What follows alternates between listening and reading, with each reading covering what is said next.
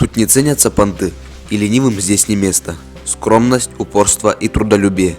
Три слова, которые описывают характер жителей Ижемского Припечорья. Кто живет в Ижемском Припечорье? Чем живут в Ижемском Припечорье? Какое оно, Ижемское Припечорье? Данный влог ответит на три главных вопроса про мою родину.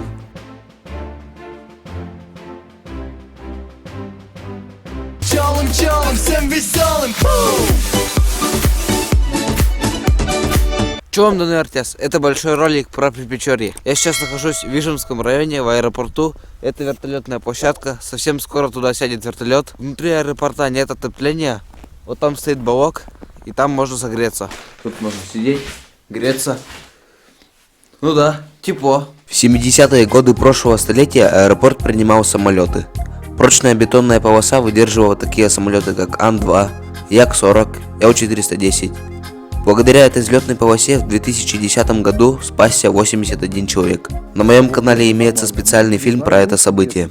Теперь электричество и отопление в аэропорту получают с помощью электрогенератора. Прошел целый час, начало уже темнеть. Вертолет садится.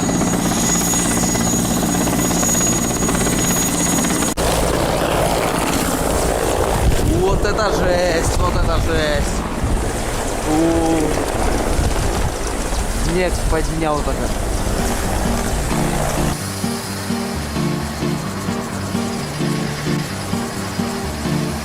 В коме края, на районе рай мне. В коме края, на районе мне.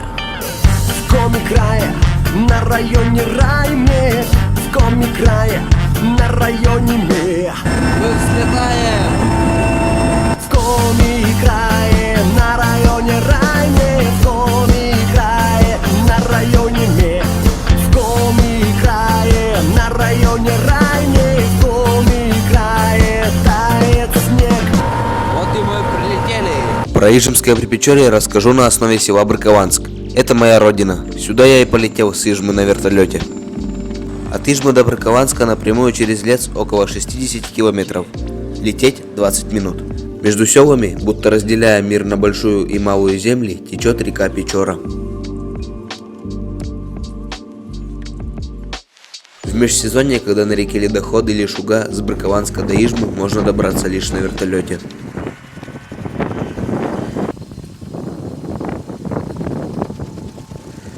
Такой полет на конец 2020 года обошелся жителям в 902 рубля.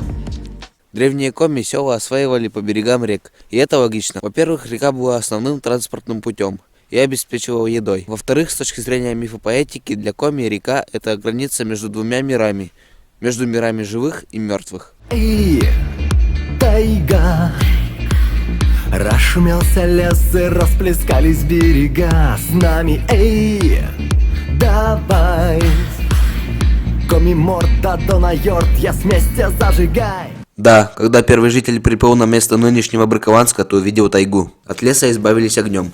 В те годы это было лучшим способом быстро очистить большую площадь земли. Деревья горели до обрывистого ручья, которого потом назвали Пальник-Шор, паленый ручей. Первым поселенцем в селе Брыкованск был Даниил Терентьев, Гыждань. В ходе моего видеоролика я вам буду читать отрывки из этой книги «Брыкованск, село Печорское». Сохранилась запись, сделанная крестьянином села Мокчи Иваном Яковлевичем Сметаниным. Мокчи поселились жить в 1741 году, в Сизявске в 1728 году, в Галово в 1761 году, в Устижме в 1772 году, в Кычкаре в 1777 году. Не доходя до Брыкованска, река Печора делает поворот на юг, а немного ниже поворачивает на северо-запад. То есть река обходит село, по коми на ижемском диалекте Каре-Кыч. Отсюда и пошло это название – Кычкар. Вот такие дела.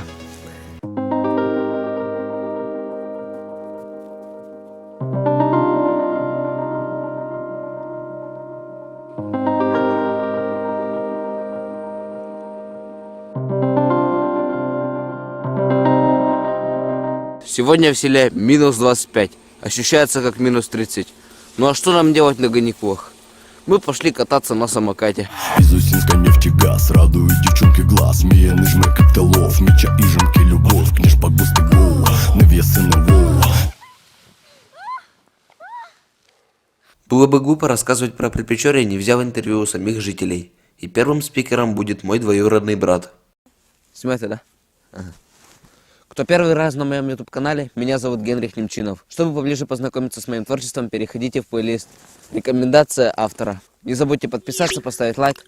Моя цель до конца этого года набрать на этом канале 10 тысяч подписчиков. Как считаешь, что будет с Брыкованском через 30 лет? Ну, не знаю. Побольше магазинов построят, да. Но, к сожалению, я тогда уже тут не буду. Куда хочешь уехать?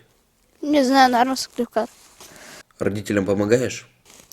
Бывает, с папой в лес хожу, бывает, дрова домой заношу. Что будешь делать после того, как мы с тобой покатались? Я домой пойду, да, пообедаю. А потом? Потом, не знаю, наверное, погуляю еще немного и зайду и буду отдыхать. Какая твоя мечта? Мечта купить машину, поехать, ну, не знаю, поехать в Сыктывкар и там кататься. Кем ты себя видишь через 30 лет? Ну, как сказать, бизнесменом. Кого из блогеров на ютубе смотришь? Дима Гордея, тебя. Сколько времени в день проводишь в телефоне? Примерно часа 3-4. Молодежь всего возвращается, но большая часть уходит, потому что нет работы. Я же считаю, что работа происходит от рук человека, но сейчас не об этом.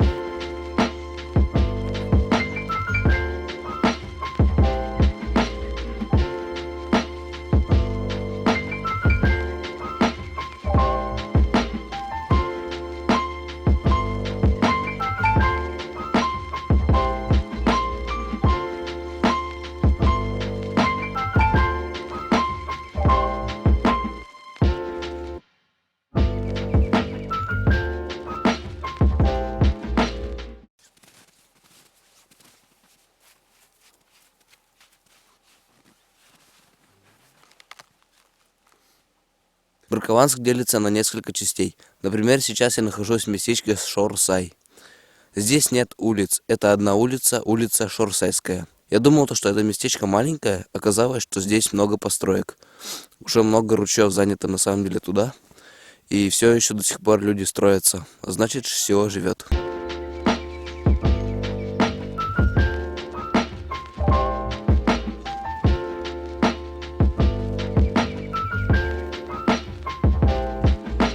Около ручья всегда холоднее, и сюда постоянно попадает ветер. Вот, например, около этого ручья есть много деревьев, у которых стволы вот так закручены. Это из-за того, что на деревья влияет ветер, как южный, так и северный. Он постоянно давит на ствол, закручивает, и так дерево растет. Песигна никотина играет, бурана не петол. Ходит на стадами, дышать тянуть, а тоже самике. Моими не были, конечно, дочь, да, я писал. Того-то пока, конечно, никуда не изразил, да. Геш даже петалон. Я несу. Я несла до меня, коронин меня, куим, хонга бошли, да. Выльбо дискучка 26 или калидани, сетихань, вигна калывалась-то. Да, собира, пенсия алун мям, да. Да, сикала, поштавлять, да. Нянь буханка, я всего-то. Немного отвлечемся от Припечорья. Меня часто спрашивали, как подписаться на мой канал. Я уважаю своих зрителей. Сейчас покажу. Сначала вам нужно создать аккаунт в Гугле. Ссылку я оставлю в описании под видео. Аккаунт — это ваш ключ. Без него не открыть дверь в YouTube. После того, как вы зарегистрировали аккаунт в Гугле, то автоматически зарегистрировались и в YouTube. Теперь вы можете подписаться на мой канал и поставить лайк.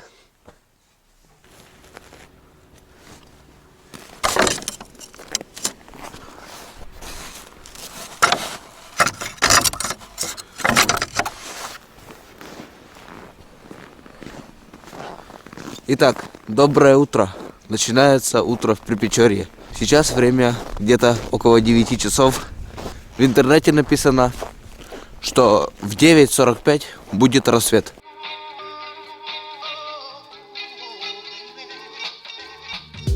Как видите, солнце не подвело. Медленно, наверное, оно выглянуло из-за горизонта. Крестьянам пора трудиться. У каждого в селе день начинается одинаково. С огня в печи.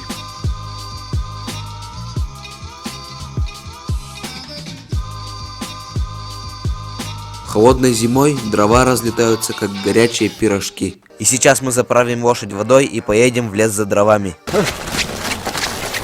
Это музыка The Boom. Отправляемся мы в тур. По дорогам мы ухаба, к мужикам и бабам. Минус 30. Ощущается как минус 35. Эту музыку вбуртуй, нам кукушка накукуй. Сквозь зеленые леса раздаются голоса. Мена муса музыка, муза мужика. Мена муса музыка. Деревья заранее спилили. Нам осталось их загрузить на сани и аккуратно довести до дома.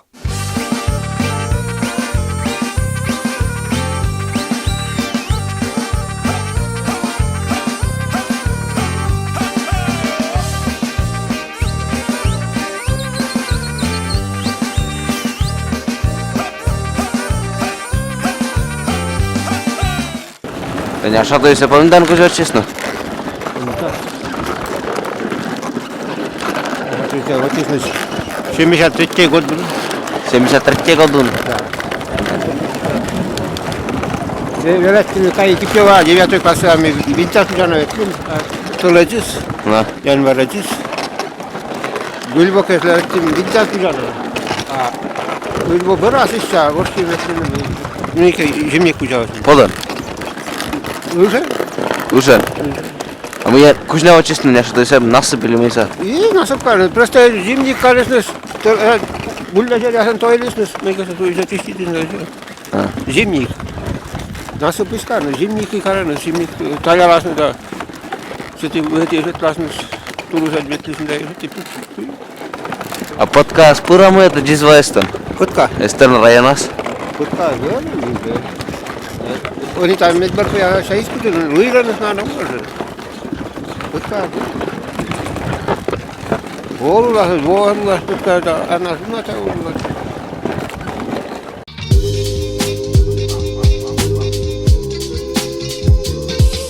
Это наивысшая точка солнца на 6 января. Да, низко, но не забывайте, мы находимся на севере. Дома закончилась вода. Ну что, я вышел всего за водой.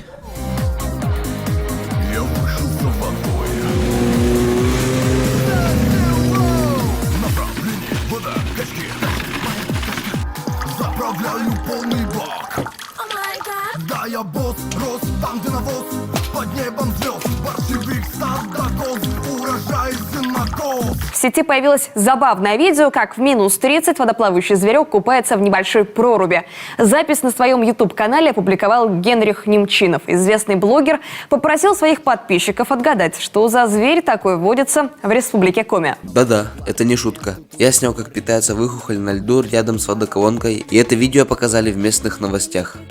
Кто-то ловит рыбу, А кто-то удачи летом, солнечным светом земля понагрет. У меня такой вопрос. Чем село отличается от деревни? Так тем, что в селе есть церковь. И в Бракованске тоже есть церковь. Вот эта церковь законченная, а вот эта еще нет.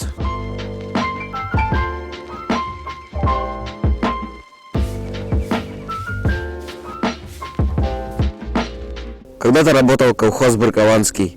Он был одним из передовых в Вижемском районе. А сейчас осталось несколько таких построек и руины. Ну что поделаешь, колхоз остался в прошлом.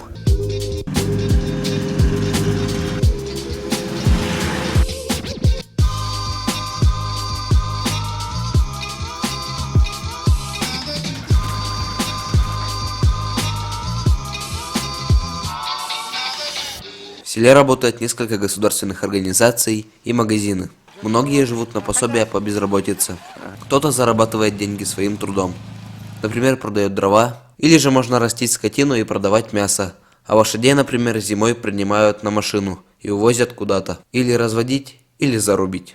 Я не пророк, не вижу будущее, но могу предположить только следующее. Кто-то откроет свое предприятие по производству чего-либо, тем самым и обеспечит рабочие места. Второе мое предположение такое, что не будет никаких предприятий, ничего не будет, но каждый дом будет заниматься чем-то своим. Например, этот дом будет продавать мясо, будет продавать молоко. Вот этот дом будет шить, кто-то будет печь пиццу, делать суши, а кто-то будет возить пассажиров. А может быть, мои наивные предположения рухнут, и будет все как в Пермском крае вдоль реки Вишера. Стоит табличка с надписью «Тут было село такое-то, основано тогда-то и перестало существовать тогда-то».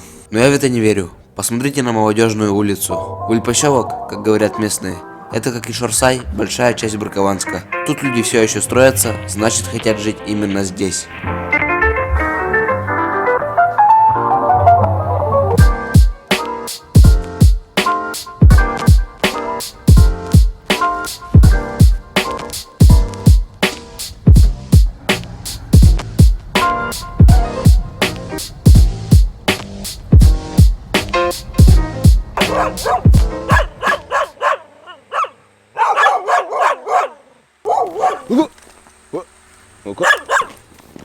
Вот на, лают, ругаются.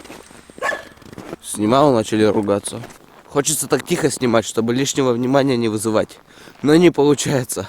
Собаки постоянно лают на меня. И в итоге люди смотрят в окна, кто же там уходит, кто что снимает. Припечерцу важна каждая минута светового дня. И я, пока солнце не село, в роли припечерца начал пилить дрова.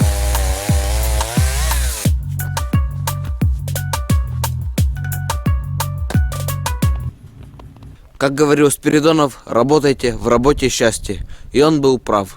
Что-то уже начало темнеть, завтра это все накалю. На севере все очень просто. Если холодно, то небо ясное, солнце видно. Если потеплело, то начинает падать снег. И вот сейчас, возможно, тоже потеплело, потому что начал падать снег. Вчера днем было минус 10 градусов. Я катался на лыжах. Сегодня с утра градусник уже показал минус 25. Так и живут люди в Припечорье. Ориентируются на погоду и так далее. Теперь смотрите, как садится солнце. И дальше я перейду к вечерней части, когда будет темно. Я не буду снимать видеоролик, просто будут листаться фотографии, которые я сделал на длинной выдержке, а сам буду читать текст за кадром.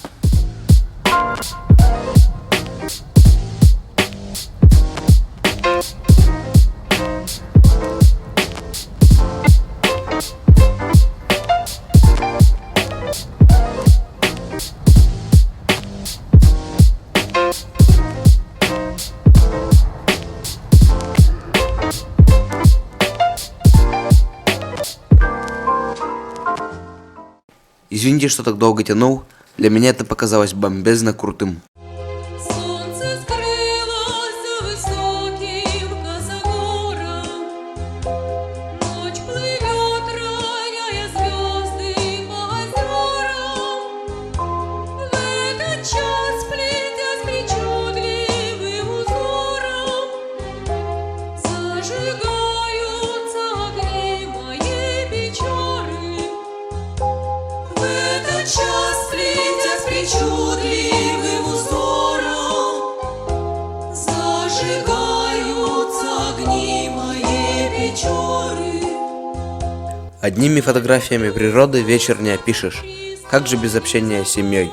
И следующий спикер – моя бабушка. Память и сердце помнят, как маму. Это тебе я скажу без прикрас. В белой кипели милых черемух молодый вечен родной Брикаланск. Кычка раз вишкен райцентрске туй се коле помедне медланне вали мыйке круглогодичный туй.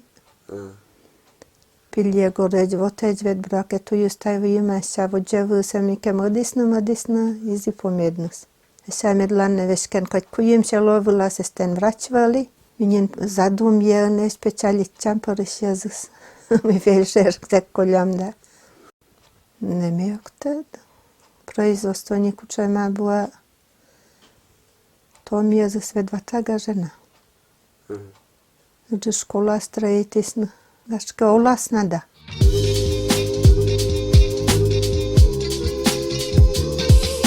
На первый взгляд в Бракованской может показаться, что дома строили в разнобой, но на самом деле это не так. Строились по определенным принципам. Например, ориентировались на реку, на ручьи, которых много в Бракованске, и на дорогу. Дорога у нас идет кольцом по селу Бракованск. А теперь починим снегоход и поедем за Печору.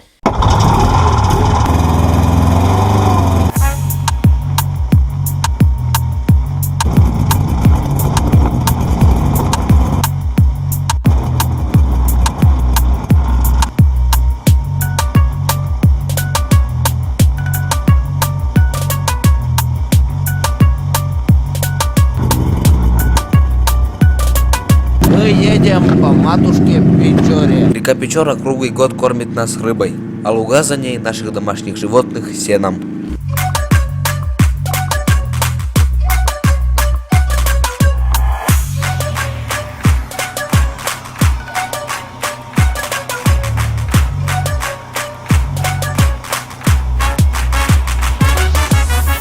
Вот мы и приехали за сеном. Насколько вы можете помнить, именно на этом месте мы летом и косили сено. Тут я и снимал. Загрузим сено в мешок, попьем чай и поедем обратно домой.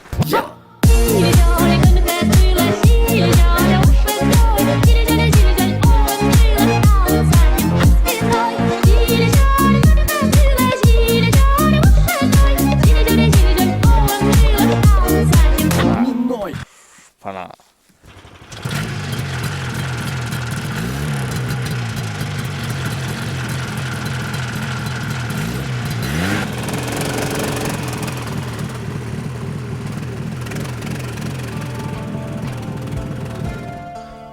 Да, хорошо в родных краях, но мой выпуск подходит к концу. Я ответил на все вопросы про Припечорье. Как итог, повторю слова Арсения Тарковского: «Живите в доме, и не рухнет дом».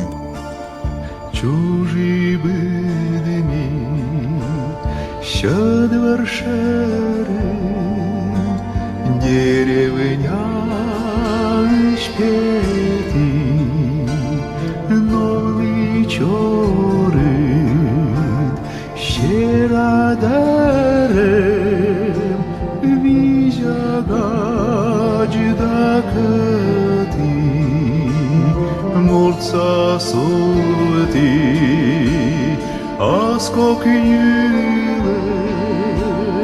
uci pârmeneme vicis, zipcadorin, elveșivni, nicet caga vigni, caga verde, Açıd berda, goracıda gorzan, Păjăm jelen, șurși verda,